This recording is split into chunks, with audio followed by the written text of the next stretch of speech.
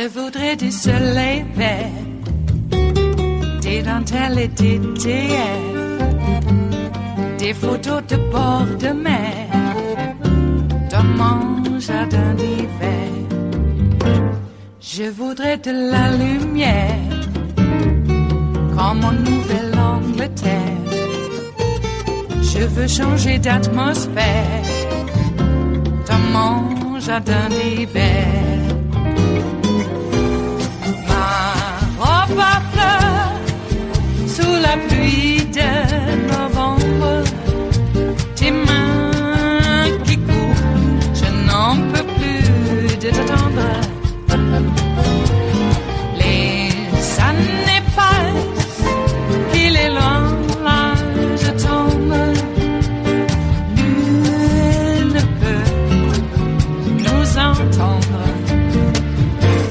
Je voudrais du Fred Astaire, revoir un latte. House Intelligence Committee Chair Adam Schiff on Friday issued a subpoena to the acting director of National Intelligence, Joseph Maguire, to force the production of a whistleblower complaint that has not been submitted to congressional intelligence panels as required. Maguire's office declined Schiff's request, stating the DNI is withholding the complaint from the committee because, in part, it involves confidential and potentially privileged communications by persons outside the intelligence community.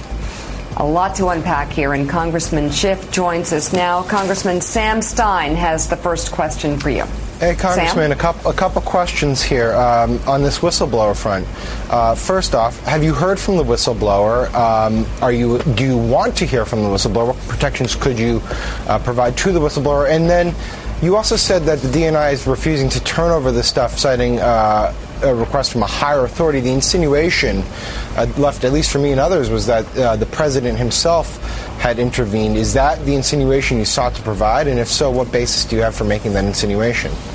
We have not spoken directly with the whistleblower. We would like to, but I'm sure the whistleblower has concerns that he has not been advised, as the law requires, by the Inspector General or the Director of National Intelligence, just as to how he is to communicate with Congress. And so the risk for the whistleblower is retaliation. Will the whistleblower be protected under the statute if the offices that are supposed to come to his assistance and provide the mechanism are unwilling to do so? But yes, we would love to talk directly with the whistleblower.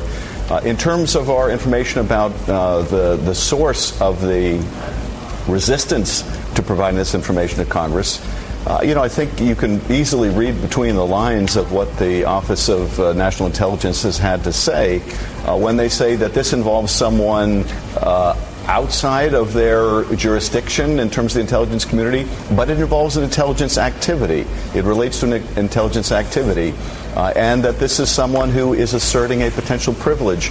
Well, that's a pretty narrow category of people involving basically the president and people around him. So I think it's pretty clear what the problem is here. And as I think, the two stories you just related demonstrate, it's part of a pattern of the White House basically taking the view we can engage in corrupt conduct and we have a privilege to conceal that from Congress and the American people. Just a quick follow-up. The problem here. Sure, well, a quick follow-up here, because this is so vague and developing. Do we know what the nature of the issue at hand is, what the whistleblower was coming forward about? What can you tell us about the actual substance of the matter here? Or are you in the dark as well? Well, we don't have the complaint, so there's a limit to what I can say about the substance of it. But we do know from the Inspector General that the subject matter relates to an intelligence activity, that it is not just a concern, but an urgent concern, that it deals with serious or flagrant abuse. And that's really all that is necessary to provide that complaint to Congress. And indeed, the practice since the establishment of this office, the Inspector General and the Office of Director of National Intelligence, is even when it doesn't meet those criteria, even when the Inspector General does investigation and doesn't believe the complaint is credible, they still provide it to Congress. That's been the unbroken practice since the beginning of that office until now. And here we have a confirmation that it's credible, and that suggests that during that 14-day investigation that the IG did, they uncovered other witnesses or other evidence that helped to affirm what this whistleblower is saying. I want to ask you before we let you go about another question. There's some internal debate in the Democratic Party about Justice Kavanaugh. You had presidential candidates, including Senator Harris and former Congressman Beto O'Rourke, saying he ought to be impeached or removed by any means necessary. You have people like Senator Dick Durbin inside the Senate saying we can't be the party of impeachment and that's all we do. Chairman Nadler, your colleague at the Judiciary Committee, saying we're trying to impeach the president, or at least we're working on the impeachment of the president. We don't have time for this. Do you believe Justice Kavanaugh should be removed from the bench? Well, I never felt he should be confirmed, but he has been. So what about now? Well, now I guess I feel the way Dick Durbin does, which is we have to be about more than just impeachment. But look, I think there should be a full investigation of why the FBI's hands were tied, why they did no credible investigation, and you could see that at the time. They were given an artificial deadline. You basically have a few days to do an investigation of incidents that took place decades earlier. There was no way to do that credibly. And what's more, they didn't even try. So somebody cabined what they could do. And if that was the White House, we should find out. If that was Mitch McConnell, we should find out. Because this situation may happen again. And so it'll shed light on the character or lack of character of Justice Kavanaugh. That's important. But it will also, I think, help in terms of any future confirmation in making sure that we do fully vet nominees to the court. But you don't believe he should be impeached? I don't see the point of beginning an impeachment proceeding that we know would be doomed to failure in the Senate vis-a-vis Justice Kavanaugh. With the president, there are other considerations. This continual resistance to any form of oversight is in itself an impeachable offense, the obstruction of Congress. So he's in a different category, I think, than Kavanaugh. It is Wednesday, the 18th of September of 2019, and you are in West Coast Cookbook and Speakeasy. I am your chef de cuisine, Justice Putnam, and our daily special is Smothered Benedict Wednesdays. Will no one rid us of this priest as we deliver this lovely egg dish with fine, lovely, velvety hollandaise sauce to your table here in the Bistro Cafe of West Coast Cookbook and Speakeasy? Well, you've arrived just in time. I don't know how many more appearances Lewandowski is going to have today, but for someone who admitted under oath that he has no obligation to tell the truth, especially to the media seems to be paying this guy to come on and lie to them today. I suppose it's the equivalent of not being able to take the camera off of a train crash. Must be. Is it supposed to help ratings? I don't know. I didn't watch any of it, but I've been reading about it.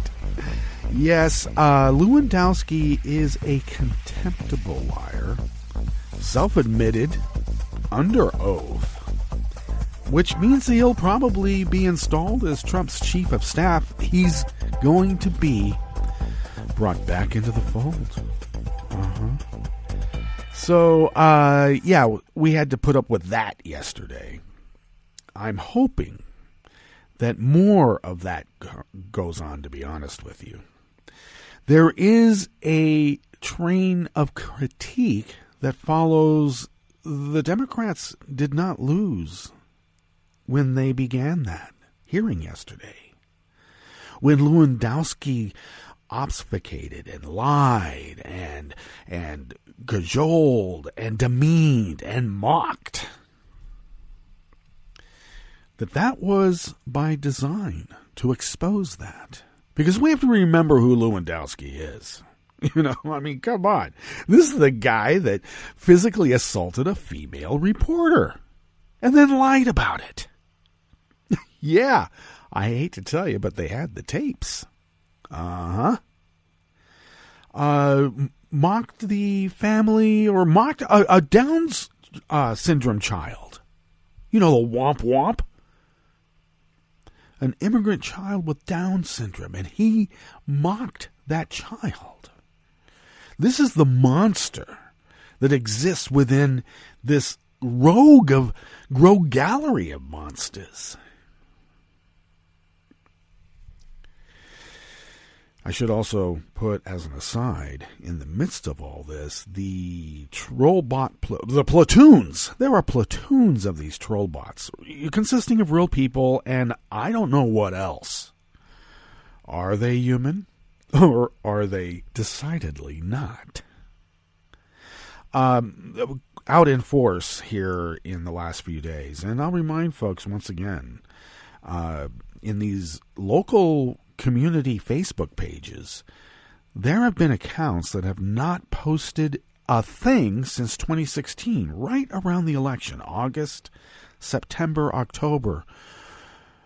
And then they kind of just deactivated. And now suddenly they've reactivated with new profile pics. And I don't know, they're acting like real people. So I don't know. I don't want to put the tinfoil hat on too much, but quite a coincidence. Regardless, these troll bots have been out in force with all of the same jargon and term and memes and the old tried and true ones as well.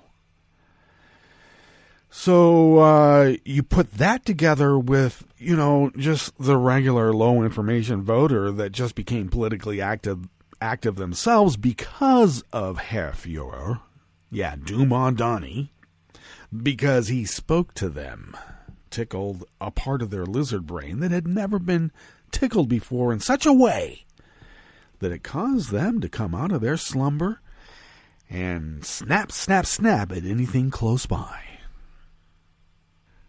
So, we have a problem here, Houston. I'm hoping that exposing Lewandowski for what he is, and emblematic of the administration as a whole, I'm hoping that is by design. I am hoping that was the lead up to staff counsel then taking up the questioning, which just sent the minority members, the GOP minority members on the committee into they were sputtering? Then they wanted to just appoint someone to be, the counsel, staff counsel, and Nadler wasn't having any of it. I've been reading some critiques that Nadler is a toady and getting walked all over. Well, maybe. But I'm hoping there's a design here. Having staff counsel led up with the performance that Lewandowski had shown for, hopefully for those to see. And I hope that they'll be hearing about it some more. Not with Lewandowski on any panel, please. So Lewandowski, like all mobsters, when he was finally confronted with maybe consequences by a real lawyer, folded like the proverbial cheap suit. Part of the platoons of troll bots argument again is there's no collusion, no collusion, no collusion. Excuse me, collusion is not a legal term. If you had taken American civics in the United States instead of that crash course that the FSB gives, you would know that collusion is not a legal term, but conspiracy is. And you know what else is a crime? Obstruction. And what we experienced yesterday with Lewandowski was obstruction. I know he's a private citizen and, you can't hold him to account. Or you can hold him to account, but not Trump. Oh, excuse me. He was following the Trump edict that anything that I happen to say anywhere in the world, I can't tell you because it's privileged. And I guess he has a secret OLC memo that says it's okay too.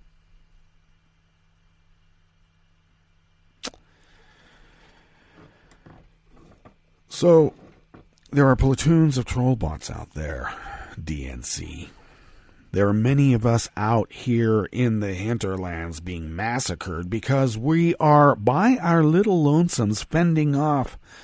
Well, in just one community page, there's at least a half a dozen and more when you add up, like regular people, anti-tax freaks whining about taxes, whining that anybody who pays taxes is an infantile child who doesn't understand economics. So, it's hard, all right? It'd be nice if someone was at least held to account, like maybe throwing on the cuffs and taking them to the basement jail, or the jail in the Capitol basement. We're doing some work out here, folks. Some of us take it seriously that when a lie is stated, if you're not going to convince people that it's a lie, at least mock the lie. Mock it. I care not to get into some discussion about economics with some anti-tax freaks. They only deserve to be mocked. Then, on the other hand, we don't want to offend the more sensitive types in our group who might think that the mocking makes us just like them. No, I'm not arguing that we stand toe-to-toe and argue point by point. But I will say that with the mocking, maybe there has to be a little bit more humanity involved, too. I don't care whether the person on the other side of that keyboard, that screen, wherever, is a troll bot, a dupe, an idiot, just a real person or a machine entity. When they show hate, we can show humanity. Prove to them that we are human. I know it's stupid that we have to. Put a recipe up. Yeah, when things get really tough. I remember back in the day on Daily Coz when things got really bad, when the flame wars were just really raging. People would start putting up recipes. The cats and dog pictures were, another go-to. But that's almost on the level of mocking. Still, there was something about simply posting a recipe that really brought the flames down to a manageable level because it showed our humanity. We have children that we hold and that we hold dear. It's okay to share that with folks. I pay taxes because I think that we need to immunize our kids. If you don't believe in immunizing your kids or paying our fair share so that all of us can do so, let me show you a picture of my child. Let me tell you a story about how it is that we have humanity too. We are othered already. We are, some amorphous entity of evil in many of these people's minds. They fear us like we are witches, up to some devilish no good. But, a barbecue in the backyard, virtual or not, always kind of, I don't know, softens the heart a little bit for each other. I think we need to incorporate that into the mocking, too. I love to mock. But mocking is just the vehicle. It's not the result of our destination. The result of our destination is so that we can all just get along. We're not going to get along if all we do is mock and other. Yeah, literally. We got to start showing some heart. And we don't need to argue economics or, the nuances of any of it. Because when I pay my bills, it's because of this. And I love them. I bet you have some that you love too. What's on the rest of the menu here in the Bistro Cafe of West Coast Cookbook and Speakeasy? Well, Adam Schiff, of course, the House Intel Chair, discussed confronting acting DNI Joseph Maguire about a whistleblower complaint not brought to the committee. There's something going on here, something very deep, and there's a cover-up. And what's another word for cover-up? Obstruction. And how is this cover-up being affected or effected? By a conspiracy. Not collusion. Conspiracy. On the rest of the menu, is it the law of unintended consequences? Is that it? Or circumstances, whatever it is. Hey, guess what Trump's doing now? Overseas military will be unable to cast a ballot because of Trump's objection to a 145-year-old treaty which governs the international mail exchange for nearly 200 countries. He's not getting his beak wet, and he wants that 145-year-old treaty gone now. Even though it's going to prevent U.S. military and other citizens overseas from being able to cast a ballot from overseas. Feature, not a bug. Dan Crenshaw called health care for veterans pandering, even though he uses it. And the Air Force admitted it would not be surprised if they were Trump Turnberry's largest customer. They wouldn't be surprised at all. After the break, we move to the chef's table where Brazil's top prosecutor ordered indictments over the sabotage of the investigation in the assassination of a Rio de Janeiro city councilwoman. And Mexico seeks to halt the illegal auction of pre-Columbian art in Paris later today. All that and more on West Coast Cookbook and Speakeasy. Bon appetit.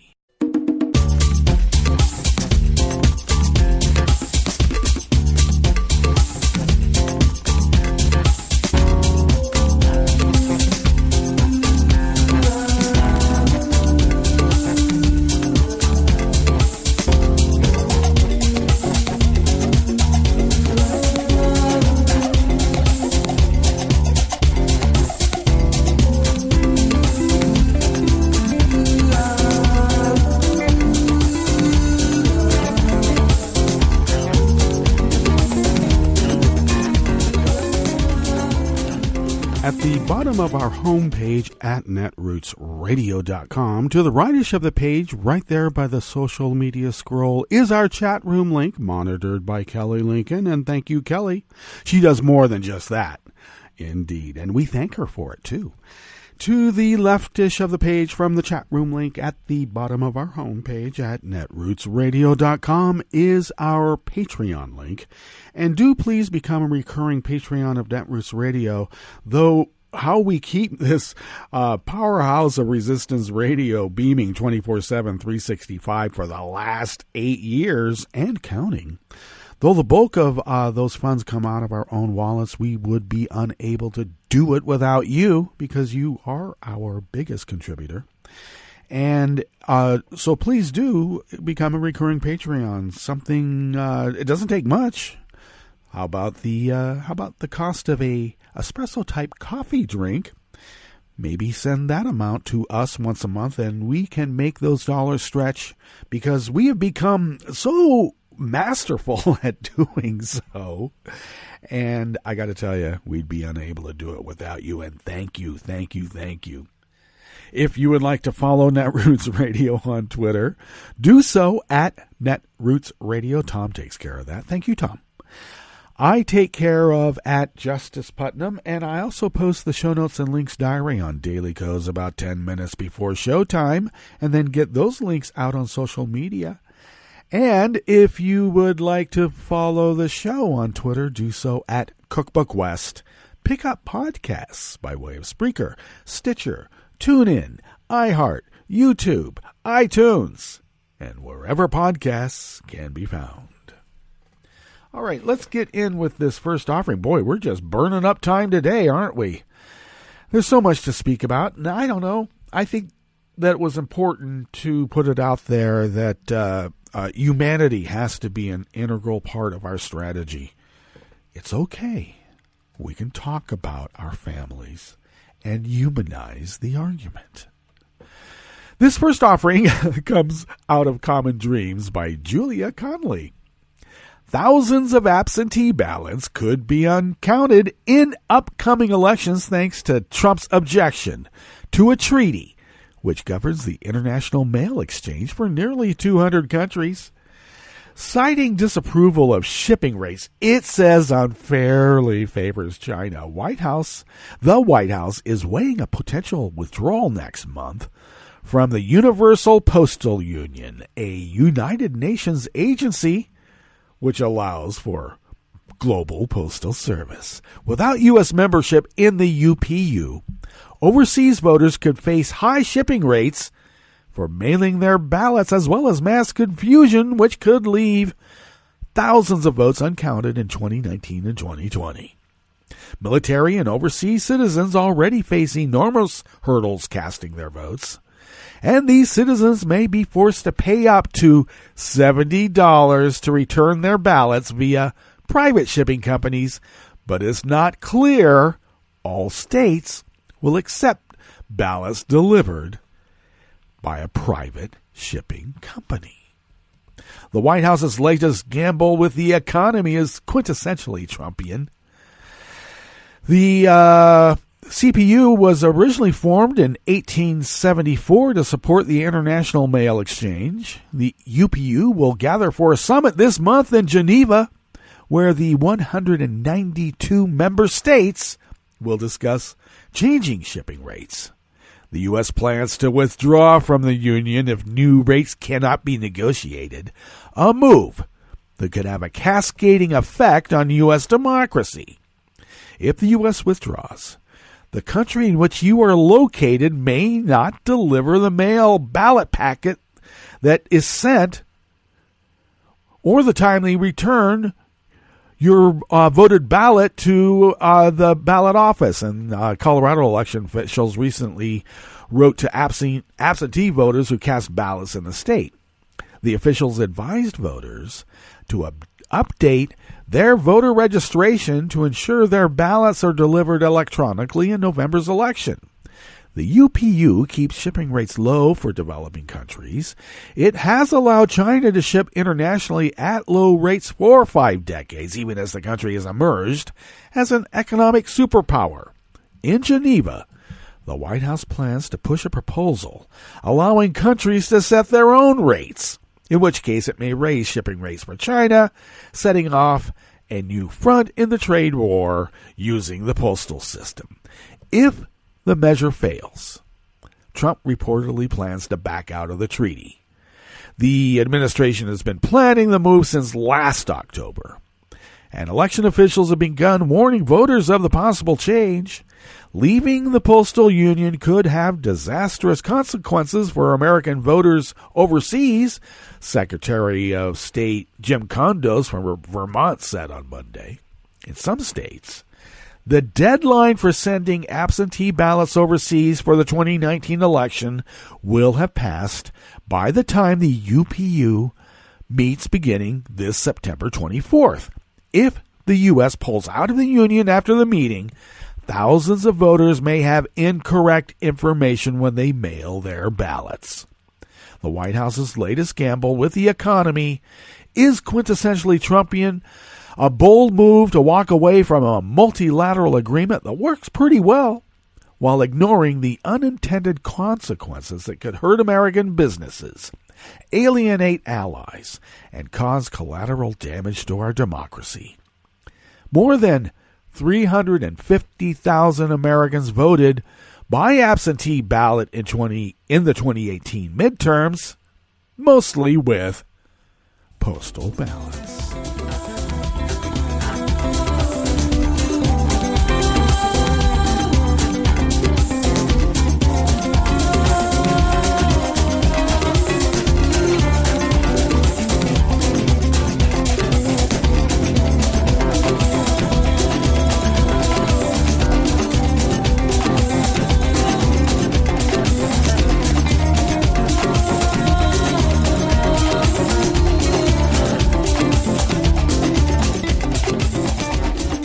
And Desai Martin of Share Blue Media brings us this next offering here in the Bistro Cafe of West Coast Cookbook and Speakeasy, Smothered Benedict Wednesdays.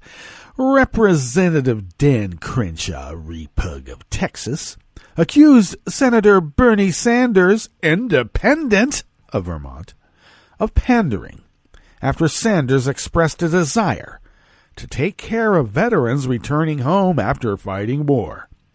If we cannot afford to take care of our veterans, then don't go to war, Sanders wrote. Well, yesterday, Tuesday, Crenshaw, a veteran, took time out of his day to attack Sanders for wanting to take care of veterans. Watching Bernie pander to different groups to get their vote has always disgusted me, but now it's personal, Crenshaw wrote while wearing an eye patch to pander to people over his service in the military.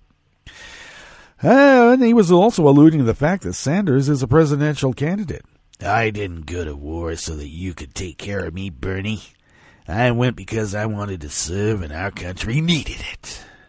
Really now? Sanders sits on the Veteran Affairs Committee and has a long record in Congress of fighting for health care, not only for veterans, but to expand health care to all Americans, which obviously is a crime in Crenshaw's mind. Crenshaw served as a Navy SEAL in Afghanistan and lost an eye while serving the country, which he will never let you forget about. And while he may not have signed up for military service, thinking about veterans' care he would receive, Crenshaw has not shied away from taking advantage of the benefits that he earned. A Military Times article from April notes that Crenshaw has received care at 4 different VA facilities since his return from the war. Crenshaw's dismissive comments about caring for veterans irked Vote Vets, an advocacy group that supports veterans. Veterans don't go to war for benefits, but they expect our politicians will keep their word to take care of them when they get home. Will Goodwin, an Army veteran and Director of Government Relations for Vote Vets, said in a statement. Bernie is right. If politicians are not ready to keep their word to our war veterans, they should not launch wars. Well, I should jump in here and say that has never stopped him before. Look how long it took the soldiers of the Continental Army to get paid what they were owed. Oh, they never did. Elisa Cardinal, a veteran who was challenging Crenshaw in 2020, defended the notion of taking care of veterans. As a veteran, I rely on the VA for 100% of my health care. This is personal for me, too. We made a promise to our service members that if they were willing to give their lives for our country, we must be willing to take care of them. From fully funding the VA to making sure that no vet is homeless, we must do more to take care of our veterans. According to Dan Crenshaw, we must do less, even though he enjoys the full benefits promised.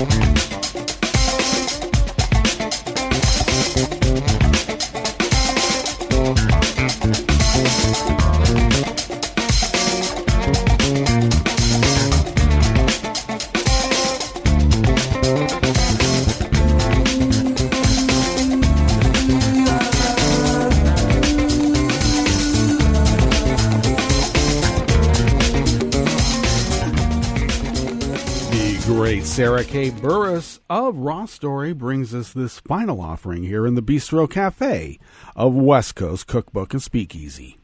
The Air Force has not only been staying at Trump's resorts for 3 years, but they were also likely the largest customer of Trump's Scottish Golf Club. Washington Post reporters David Fairholt and Jonathan O'Connell outed Donald Trump for working his official relationship with the Saudi royal family so they'd stay at his hotels. Political reporter Natasha Bertrand uncovered the fact that the U.S. Air Force was being used to funnel cash to Trump's companies. Trump's Turnberry resort was losing money until he was able to reroute Air Force planes to land in Scotland to refuel instead of a military base. While that might cost American taxpayers significantly more money, it was good business for Trump. Now the resort is doing extremely well. All of them are actually staying for multiple nights while their planes get serviced, which is, of course, is more difficult at the airport because it's not a military base. So you're having to bring in technicians to deal with these planes. Meanwhile, you have the Air Force crews lodging at Turnberry for multiple nights, playing golf, going to the bar, Bertrand told host Chris Hayes on MSNBC.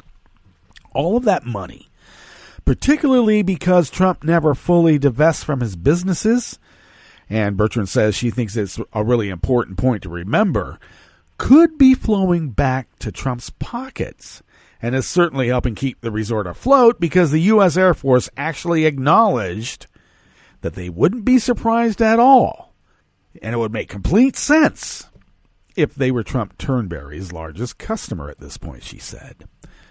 And then Hayes questioned, they told you that? She said, yes, on background they acknowledged to us it would be logical for people to assume that the U.S.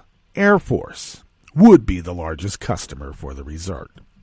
We don't know if that's solely because the U.S. military spending money there because, of course, once Trump became president, more people, of course, would flock to his resorts, especially foreign money.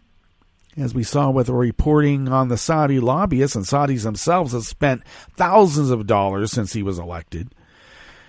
She continued, so whether it's actually just the U.S. military, we don't know, and it's probably pretty unlikely. But the fact they are perhaps the single biggest customer recently, as they've told us, is pretty jarring. At least 40 U.S. Air Force trips have brought in profits from Trump, or to Trump from the government. And, of course, Trump never divested from his investments, including Turnberry. All right, let's get to our break, and when we get back from that break, we are going to go through weather from around the world and quickly finish up with the stories that we have curated for you today. You are listening to West Coast Cookbook and Speakeasy, and we will be right back. You are listening to netrootsradio.com. Please hang up and try again.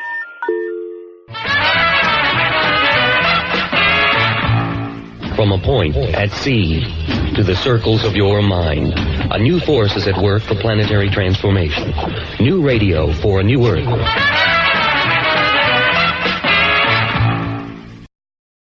This is Take Two Movie Review. I'm Mike Friend. This week, more of It. Unlike some sequels, It Chapter 2 was imagined from the get-go when the decision to adapt Stephen King's 1986 novel was made. The action in 2 picks up with the Losers Club, some 27 years later, with a ripped-from-the-headlines type of assault on a Derry resident who survives but is then killed by the evil entity Pennywise. Mike, the only member of the club still residing in town, catches wind of the incident and, per agreement from back in the day, summons the other losers back to town from their varied lives across the country for the epic confrontation we know is coming. A significant portion of the movie's 170-minute runtime is devoted to developing the characters post-Chapter 1, and due to spot-on casting and exquisite execution by the likes of Jessica Chastain as Beverly, Bill Hader as Richie, and James McAvoy as the all-grown-up Bill, it all works pretty well. If taking issue with the running time, it is true that some of the side plots, such as Beverly's developing love triangle and some of the flashbacks from the first one, could probably have been cut to beneficial effect. Focus groups aren't always a bad thing, and if New Line did them after the first picture, they assuredly heard the message, more of Bill Skarsgård's Pennywise. And in Chapter 2, we get it. The clown is sadistic and articulately menacing as the losers try to invoke an untested Native American ritual to finally destroy it. It Chapter 2 is the first big-budget project from Argentine director Andy Muschietti, who gave us 2013's Mama with the support of Guillermo del Toro. Every risk Muschietti takes doesn't pay off, but he takes them, and enough of them do, to assure that it, too, doesn't disappoint. This has been Take Two Movie Review. I'm Mike Friend. Catch up with us at take2moviereview.com and feed us back on our page on YouTube.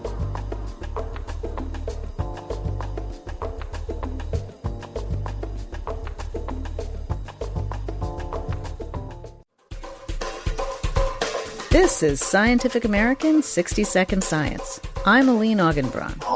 Plastic waste breaks down into ever smaller pieces, becoming tiny enough to waft in the air and flow in the water.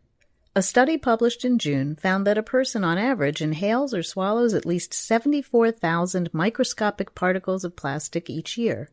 And there are multitudes of minuscule plastic beads and fibers in the environment. So what's the most common type of microplastic? Recent research finds that, in freshwater at least, it's tiny pieces of artificial fibers, from laundry lint. We were interested in the microbeads, and we found them, but we found microfibers much more prominently. So 60% of the microplastics that we obtained were actually these microfibers. Sherry Mason is a chemist specializing in plastic pollution in freshwater systems at Penn State Behrend. I was surprised, although... like you kind of go, oh, I really shouldn't have been, because we all clean out our lint filters on our dryers, so we should be like, oh, of course, if it's coming off in the dryer, the whole process is starting in the washer. Synthetic textiles shed non-biodegradable fibers which enter wastewater and travel beyond. Mason's report is in the publication American Scientist. There are microplastics in the air, and as you have, precipitation events, they come raining down, or as basically air comes in contact with water, these microplastics are going to end up in the water that way. Even in the most isolated corners of the world. Mason notes that natural materials also shed fibers in the wash, but microbes know how to digest them. Not so for microplastic fibers. They may take centuries to degrade, so they accumulate. And microfibers are quickly becoming kind of the most prominent. You find them everywhere. And I think now people are like, okay, we really need to be looking at these fibers. For Scientific American 60-Second Science, I'm Aline Augenbraun.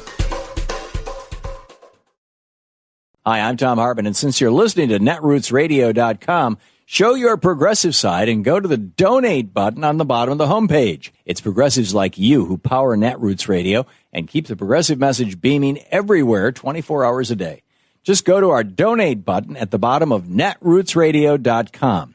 Thank you for keeping progressive radio at full power.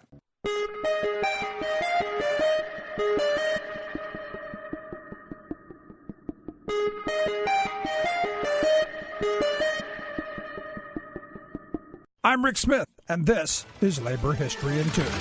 On this day in labor history, the year was 1830. That was the day that Tom Thumb, the first locomotive built in the U.S., raced a horse on a 9-mile course in Maryland.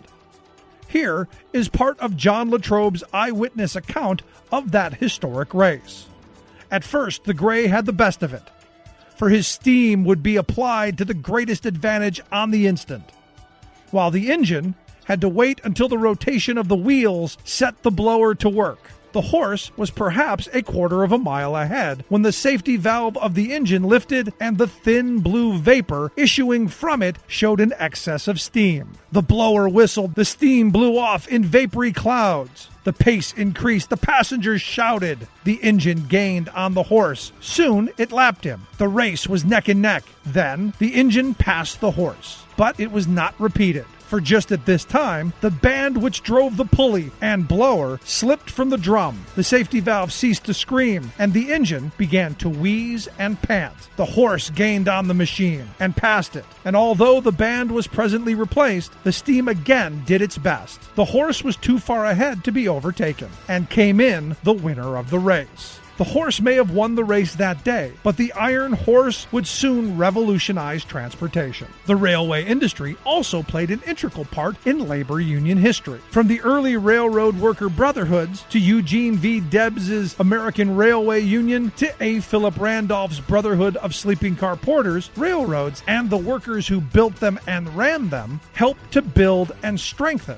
the American labor movement. I've been working on the railroad all the live long day. Labor History in 2 brought to you by the Illinois Labor History Society and The Rick Smith Show. This is Solidarity News on Radio Labor.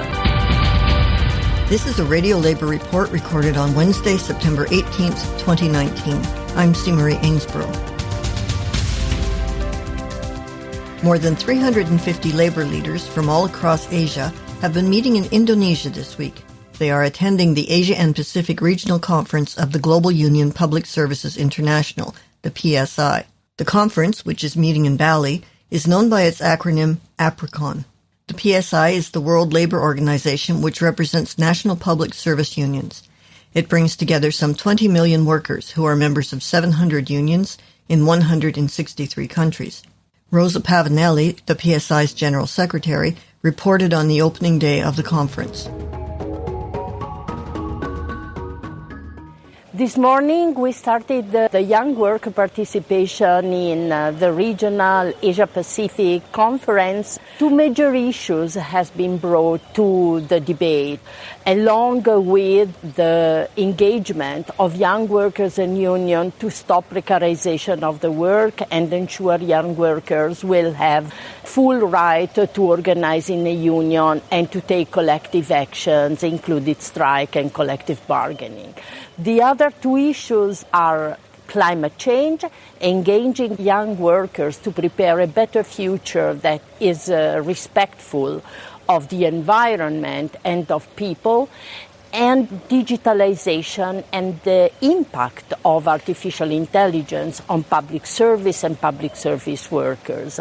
We want to discuss how we, as trade unions in public sector, can challenge the power of corporates. The conference held a special forum on the needs of young workers in the region. Angie Luz Altonido was one of the participants at the forum. Earlier, I spoke about the issues facing by the young workers, and mainly focusing on climate change. So we have issues from Southeast Asia, and also the European region that they are experiencing huge amount of flooding, and also what happened to Amazon. And that I reminded the young workers, young public workers, that we have to make a change and act right now. Sophia Ashraf is a labor activist and rap artist from India. So one of the first campaigns that I ever did was the campaign called Don't Work for Dow.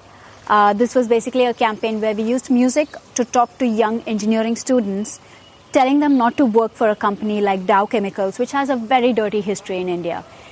As civil society, we can do very little to stop them from operating in India, but we can stop giving them engineers, because if they don't have engineers, they can't operate. So we went to young people, we went to engineering college students, we put up a rock show, and we said, don't work for a company like Dow. Rap was my way of getting their attention. And we had the entire of IIT Chennai, which is one of the biggest engineering colleges in Chennai, boycott Dow Chemicals placements. One of the songs I performed today was Sada Haq. Basically, what had happened was a couple of years ago in the city of Bangalore in South India, there was a mass molestation that had happened. On New Year's Eve, women were out in the streets celebrating, and people came around and were misbehaved with them and groped them en masse. So when the women started speaking out about this, the state's official response was victim blaming. They were like, what were these women doing out there, dressed like this, drunk like this? This is not Indian culture. There was a lot of that going on, which really unnerved a lot of women, because we were like, wait, if you as the state is refusing to offer us protection, then are we even citizens of this country? So we decided to demand that the streets are our right, or Sada Haq, as we say in Punjabi. So we got women out on the streets from 22 cities across India. Women just took to the streets, walked the streets in a peaceful march, saying the streets are our right.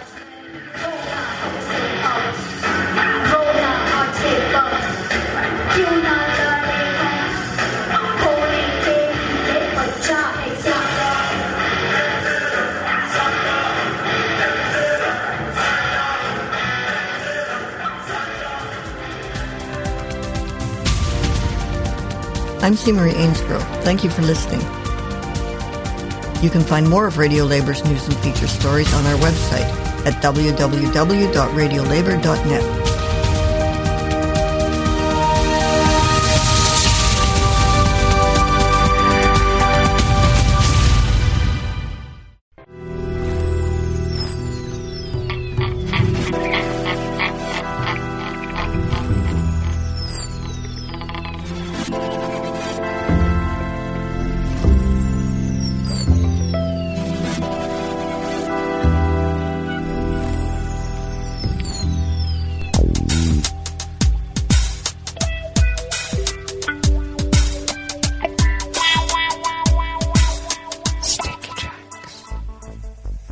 Thank you for accompanying us here to the Chef's Table at West Coast Cookbook and Speakeasy Smothered Benedict Wednesdays. We always begin weather from around the world along the banks of the Rogue River in the Rogue River Valley of Southern Oregon on the west coast of the continental United States of America, where it is currently 58 degrees Fahrenheit. Look to be only going up to about 63 today, 63 to 65.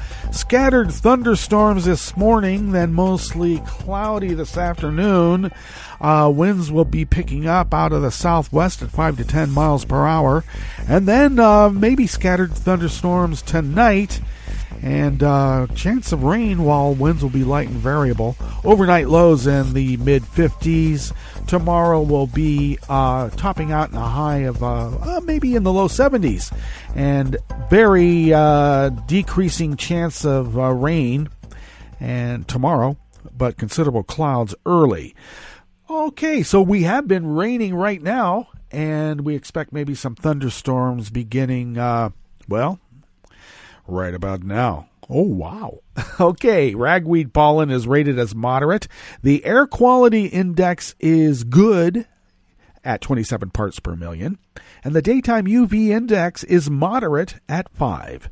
Low pressure dominates the region at 29.87 inches.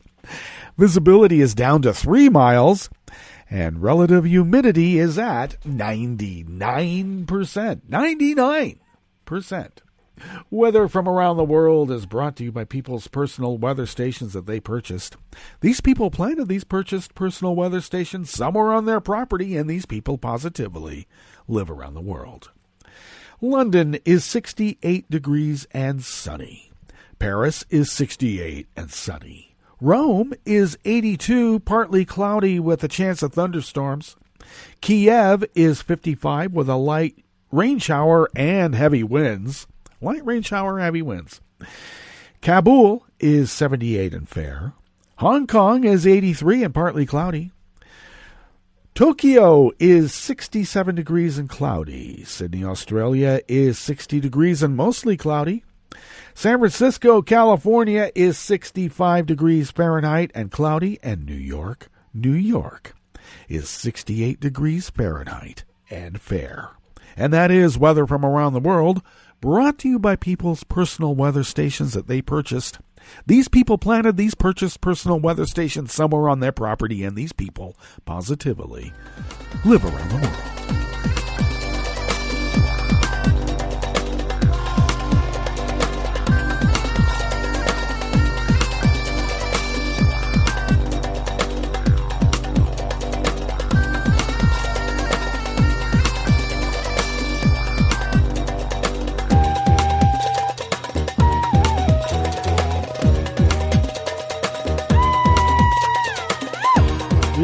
Ricardo Bordito of Reuters brings us this first amuse-bouche here at the Chef's Table at West Coast Cookbook and Speakeasy.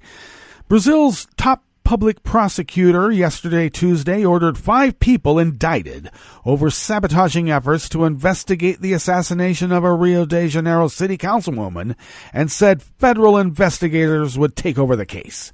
In comments to reporters on her last day in office, Brazil's Prosecutor General, Raquel Dodge, said she would charge 2 court officials, 2 police officers, and a lawyer with obstructing investigations in the March 2018 slaying of Marielle Franco and her driver, Anderson Gomes. A black, openly gay councilwoman, Franco frequently criticized Rio police for their often deadly gang-busting operations in the city's slums and excoriated Rio's so-called militias, which are actually powerful, organized crime groups often run by retired and off-duty police.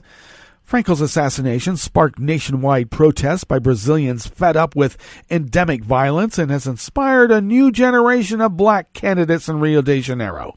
In March, Rio State Police, which have been in charge of the investigation, arrested 2 former police officers in connection with the murder, but questions still swirl around the slaying and no clear motive has been established. The murders are widely assumed to have been ordered and orchestrated by a criminal network, and public patience is wearing thin. Concerns about interference in the probe first came to light in November when federal officials said some witnesses had fed Rio police false information to derail the investigation. Dodge, who finished her 2-year term yesterday, said she was ordering the indictment of Dominguez Brazio, a former state legislator and advisor at Rio State Audit Court, as well as his subordinate, Gilberto Freire, on obstruction of justice charges. She also ordered the indictment of federal police officer Helio Christian, Rio military police officer Rodrigo Ferreira, and Camelia Nogueira, a lawyer. It was not immediately possible to contact the suspects after business hours, but Brazio has denied the allegations to local media.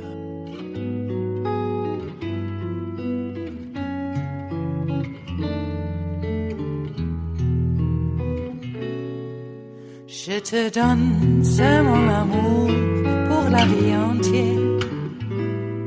La promesse de me trouver à tes genoux. Aussitôt que tu m'appelles, rester toujours fidèle, c'est tout, c'est tout. Je te donne tous mes printemps, mes étés de mer, mes automnes quand les feuilles tombent partout. Si ce n'est pas une bonne affaire, je te donne tous mes hivers, c'est tout. Anonymous worker bees at Reuters bring us this final amuse-bouche here at the chef's table at West Coast Cookbook and Speakeasy. Mexico's foreign ministry said yesterday, Tuesday, that they have urged French elite auction house Milan to halt what it called an illegal auction of 100 pieces of pre-Columbian artifacts at an event scheduled for tonight in Paris. The Mexican government rejects the illegal sale of pre-Columbian art, the foreign ministry said in a statement, adding that some artifacts appear to have been stolen or illegally sold, while others may not be authentic. All I can say is those artifacts belong in a museum in the country in which the artifacts originated. Well, that brings us to the end of our broadcast period for the day. But you do know that Netroots Radio is going to broadcast on, and we're going to meet up here tomorrow for Metro Shrimp and Grits Thursdays. So do stay tuned to Netroots Radio all day and all night for all the breaking news as it breaks, and we'll meet up here tomorrow, right here, in West Coast Cookbook and Speakeasy. Bon appetit.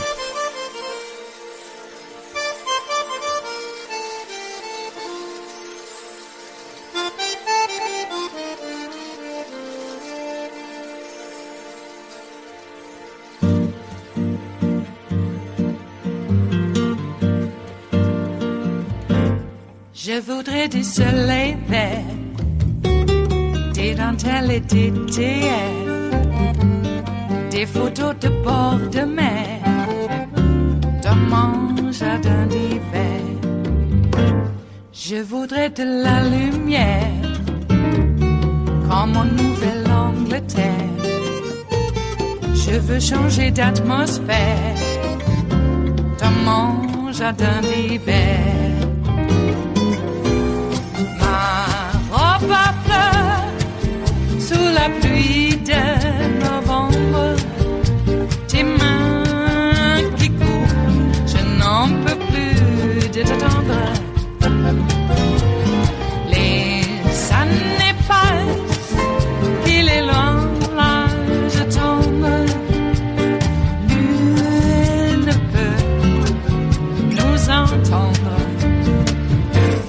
Je voudrais du Fred Astaire, revoir un latte Goël.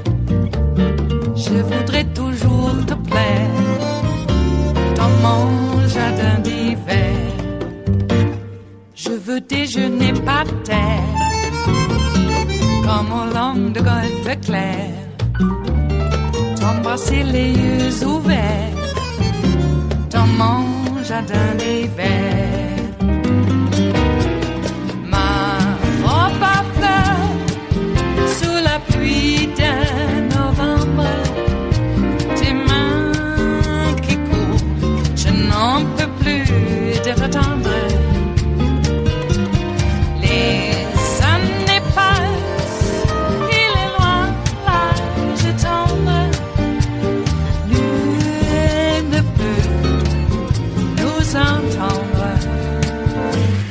Ba-da-da-dum-di-da-dum, ba-da-da-dum-di-da-dum, ba-da-da-dum-di-da-dum, dans mon jardin d'hiver.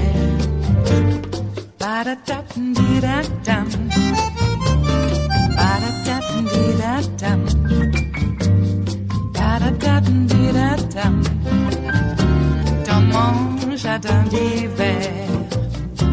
Dans mon jardin d'hiver, dans mon jardin d'hiver.